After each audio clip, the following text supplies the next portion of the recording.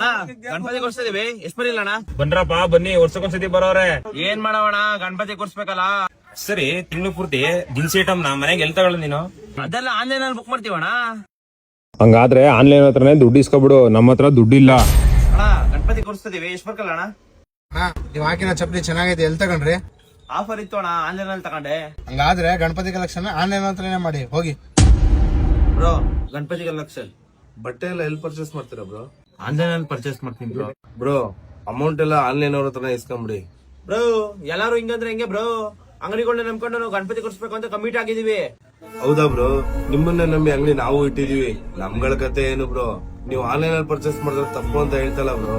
ಮಾಡಿ, urgent ಇದ್ದಲ್ಲೋ night ಟೈಮಲ್ಲೋ ಮಾಡಿ. ಎಲ್ಲಾ ಟೈಮಲ್ಲೂ ಆನ್ಲೈನ್ ಅಂದ್ರೆ ನಿಮ್ಮನ್ನೇ ನಂಬಿ ಸಣ್ಣ ಪುಟ್ಟ ಅಂಗಡಿ ಇಟ್ಕೊಂಡವ್ರ ಕತೆ ಏನು ಬ್ರೋ?